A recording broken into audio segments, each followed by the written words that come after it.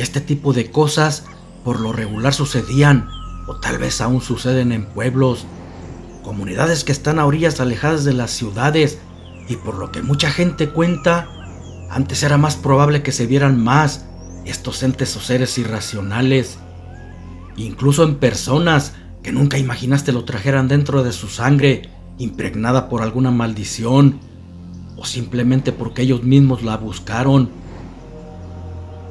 Hoy les traigo una historia sorprendente, algo que me contó mi abuelo, vivida por él mismo, y supongo que a muchos de ustedes también les contaron los suyos algo parecido a esto, por eso sé que me van a creer. Su narración empieza así. Me dijo que sucedió por allá en una comunidad de Jalisco, donde él había nacido. Dice que era un pueblo chico, pero no ajeno a las supersticiones como la mayoría en esos tiempos.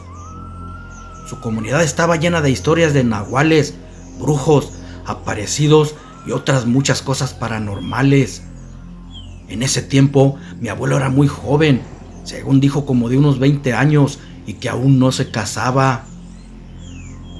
Cuenta que en aquel pueblo no había padre y que un día llegó uno de mediana edad, quizás algunos 45 años. Venía de otra parte, nadie supo de dónde, ni siquiera sabían quién lo había enviado. Pero su llegada fue todo un suceso, debido a que el lugar tenía mucho tiempo sin un sacerdote, y lo acogieron muy bien, confiando en su buena fe. Además de que parecía ser buen cura, miraron que también tenía mucho conocimiento en lo sobrenatural, porque hablaba mucho de eso, sobre todo de hechiceros y nahuales. La gente de esos lugares, al ser muy supersticiosa, se dejaban llevar por ese tipo de cosas. La superstición los dominaba, solo que esta vez no era errónea. En un principio todo era normal, con la diferencia que ahora se escuchaban las campanadas llamando a misa. Pero luego todo empezó a cambiar. La gente notó que sucedían cosas extrañas. Entre esas cosas, primero empezaron a desaparecer animales sin dejar rastros. Así fue durante algunos meses. Después mujeres, sobre todo las jovencitas entre 16 y 20 años. Los pueblerinos eran agricultores, sembraban maíz, por eso los alrededores estaban llenos de maizales y creían que alguien las desaparecía entre sus milpas. Luego, algunos dijeron que en las noches escucharon ladridos y aullidos que salían del templo. Tal vez eran de un perro que tenía el padre dentro de la misma.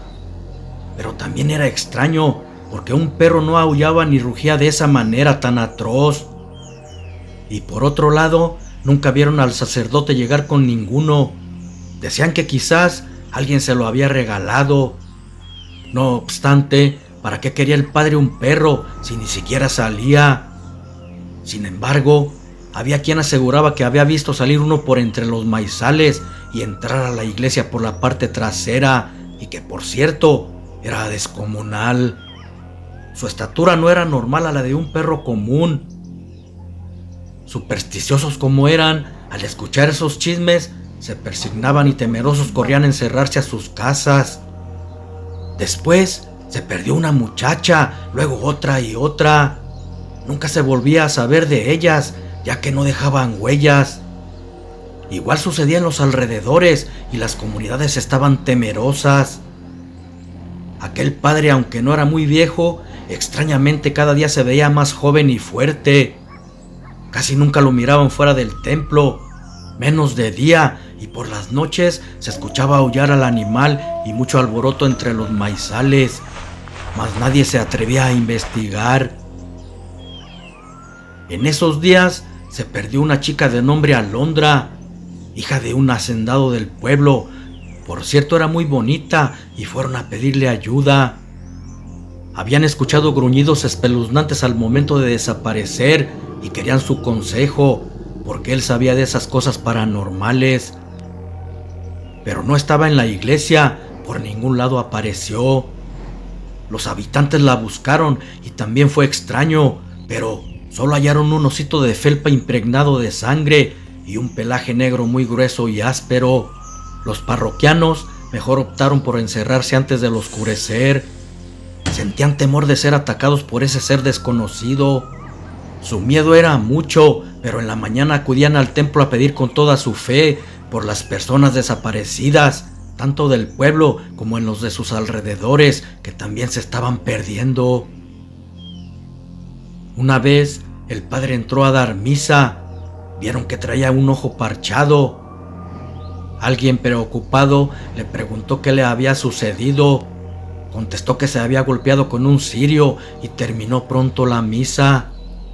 Se les hizo raro, pero no dijeron nada, porque iban a desconfiar de un sacerdote.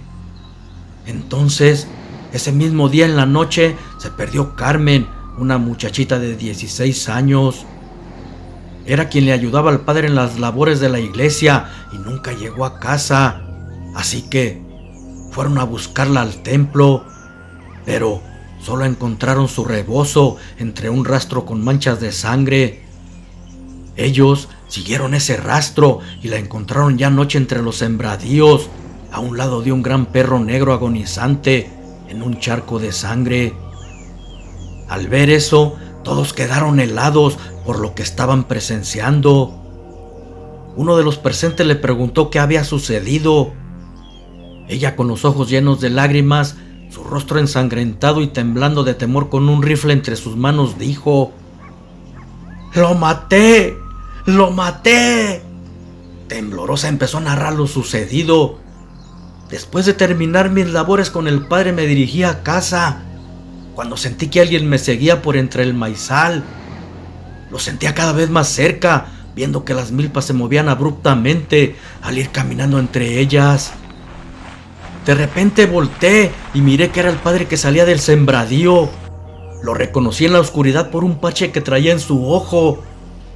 Tenía la mirada perdida y desesperado me empezó a decir que corriera antes de que fuera tarde. Le pregunté qué hacía aquí y por qué quería que corriera. Ya no contestó, solo comenzó a retorcerse entre gruñidos en el suelo. Miré que se estaba transformando en un animal, como perro, pero demasiado grande. Primero a sus manos y pies le salieron garras. Su rostro le creció y se le formó un gran hocico con enormes colmillos. El cuerpo se le llenó de pelo negro, muy grueso, y los ojos como de fuego. Luego se puso en 4 patas y se fue acercando a mí. Hasta ese momento pude correr, pero pronto me dio alcance. Luego ya no supe de mí.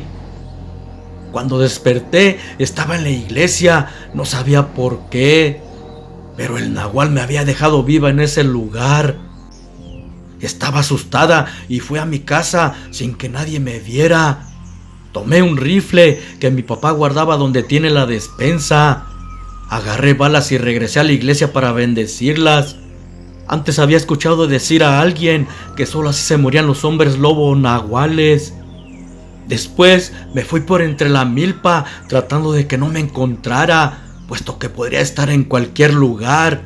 Incluso podía olfatearme. Luego me vi perdida entre la oscuridad y tanta milpa, con mucho temor, sin saber en dónde me encontraba. De repente, aquella bestia saltó de entre la milpa y se puso frente a mí sin atacarme. Solo se me quedaba viendo. Aunque estaba aterrorizada, aproveché el momento y le disparé. Pero el así herido trató de darme alcance, solo que ya no era tan rápido por las heridas que le hice. Así me persiguió un buen tramo por entre el barbecho, dejando un gran rastro de sangre. Al ir corriendo tropecé y caí. Como pudo, arrastrándose llegó hasta mí, pero tampoco me hizo daño. Allí se quedó agonizante con la vista clavada hacia mí. Imagino que por el rastro ustedes me encontraron. Por lo que la muchacha contó y por lo que ellos vieron, supieron que el padre era quien desaparecía a la gente para alimentarse de carne. Primero lo hacía con animales, pero su apetito era tan voraz que lo llevó a probar la carne humana. Por eso el instinto animal se impuso, bloqueando su razón. Según dicen, que cuando ellos prueban carne de personas, jamás podrán controlar la bestia que lleva dentro un nahual. Es la ley de esa maldición. Entonces los que estaban allí, entre ellos mi abuelo, vieron cómo el perro, al exhalar su último suspiro, empezó a transformarse en humano frente a todos. También miraron que efectivamente era el padre. Tenía un balazo en su ojo. Se lo habían hecho en otro pueblo al querer llevarse a una muchacha. Pero la bala, como no estaba bendita, por eso no lo mató. Fue sepultado en un cruce de caminos lejos del pueblo. Según era superstición de aquellos lugares, para que no fuera a cobrar vida. Carmen se fue de allí y de ella no se supo más. Pero se dice que muchos años después volvieron a verla entre los maizales, convertida en animal. Solo que ahora eran dos enormes perros negros que andaban en los pueblos aledaños. Uno más joven que el otro. Salen a cazar cuidándose una con otra. Aseguran que son Carmen y su hija, mitad humano, mitad lobo, la hija de un sacerdote nahual, a quien dejó su legado o maldición al haber abusado de Carmen. Ese fue el motivo por la cual no la mató aquel día. Supo que estaba esperando un hijo suyo. Una familia de nahuales, decía mi abuelo, porque del pueblo de donde había llegado aquel padre era el hábitat de ellos. Desde entonces nadie olvidó lo sucedido. Hasta el día de hoy se cuentan historias de esos seres y aún hay gente que se siente observada por ellos desde los maizales.